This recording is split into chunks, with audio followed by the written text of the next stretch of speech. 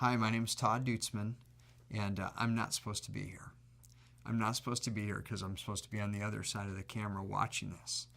I'm somebody else's somebody, and this stuff doesn't happen to a guy like me. Unfortunately, about a year and a half ago, or a year and 2 months ago, I got caught in a wave over in Hawaii, and all of a sudden, I was the human dart that placed itself, and I was the dart that went into the sand. And so what you realize when I was hit the water, or I hit the sand, and all the feeling went out of my body. And as I was pulling back from the ocean, and the ocean was pulling me back, there are three things that came to my mind. First of all, that God, is this how I'm checking out? And second of all, boy, this is how much the jellyfish must feel because my tendrils were just floating in the water. And the third one was, I thought, I've got about 1 minute and 30 seconds before I can only hold my breath for a couple minutes and then I'm done. And somebody came and grabbed me.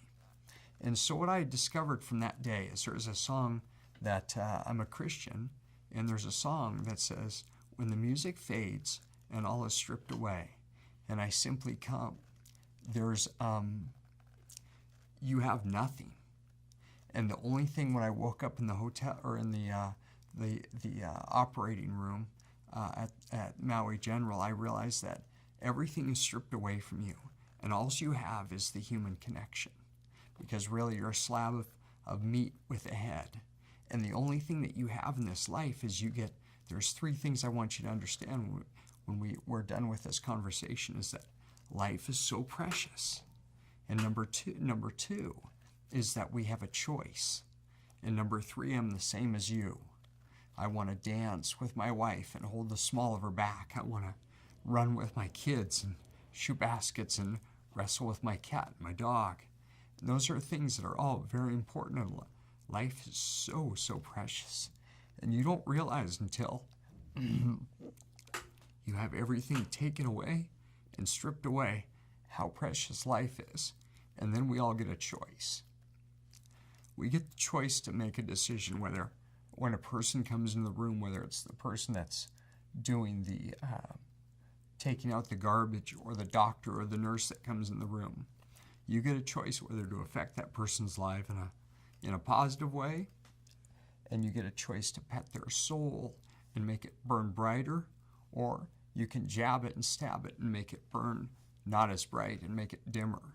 And our job as human beings is what God put us down here, is to first of all love Jesus Christ. And the second thing is to reach out and connect with other human beings and make sure that their soul burns brighter after your encounter. And that's what Kathy has done in this situation, is she's gathered a bunch of people up and brought a bunch of people together to make sure that connections are made with other human beings to make sure that their souls burn brighter. And what I appreciate about Kathy is that she's taken a group of people, and right now I can't really take care of a lot of different things in my life.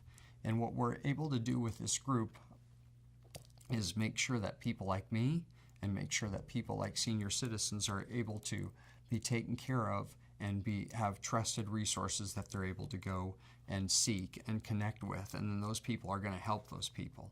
And it's one thing that I've understood about the situation I'm in, to go from being and doing everything that I needed to do in my life for myself, and I didn't need help from anybody. And now all of a sudden I need help from other people. I never needed a thing from anybody else, and now all of a sudden when I'm laying in a hospital room, I need somebody else to scratch my face because I have an itch. Now I'm dependent upon everybody else in my life. It's not just Todd anymore. And so that's a very important thing that I need to realize.